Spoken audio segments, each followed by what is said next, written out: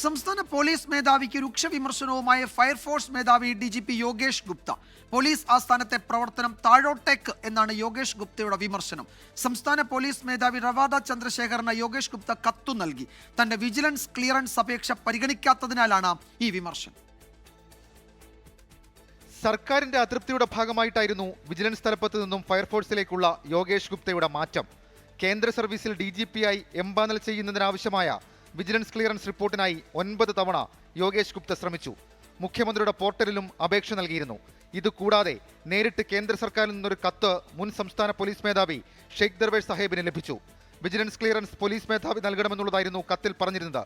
എന്നാൽ സംസ്ഥാന പോലീസ് മേധാവിക്ക് നൽകാൻ കഴിയുന്ന ഒന്നായിരുന്നില്ല വിജിലൻസ് സർട്ടിഫിക്കറ്റ്. ക്ലിയറൻസ് നൽകാൻ കഴിയില്ല എന്ന് പോലീസ് ആസ്ഥാനത്ത് തീരുമാനമെടുക്കുന്ന സമയത്താണ് ഷെയ്ഖ് ദർവേഷ് സാഹിബ് വിരമിച്ചത്. അതിനുശേഷമാണ് പുതിയ പോലീസ് മേധാവിയോട് വിവരാവകാശ പ്രകാരം യോഗേഷ് ഗുപ്ത വിജിലൻസ് റിപ്പോർട്ട് ആവശ്യപ്പെട്ടത്.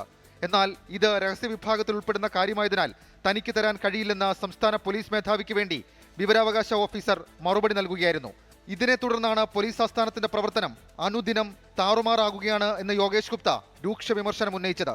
സർക്കാർ നിരന്തരം ദ്രോഹിക്കുന്നുവെന്ന് ചൂണ്ടിക്കാട്ടി യോഗേഷ് ഗുപ്ത കേന്ദ്ര അഡ്മിനിസ്ട്രേറ്റീവ് ട്രൈബ്യൂണലിന് പരാതി നൽകിയിട്ടുണ്ട്. 24 തിരുവനന്തപുരം.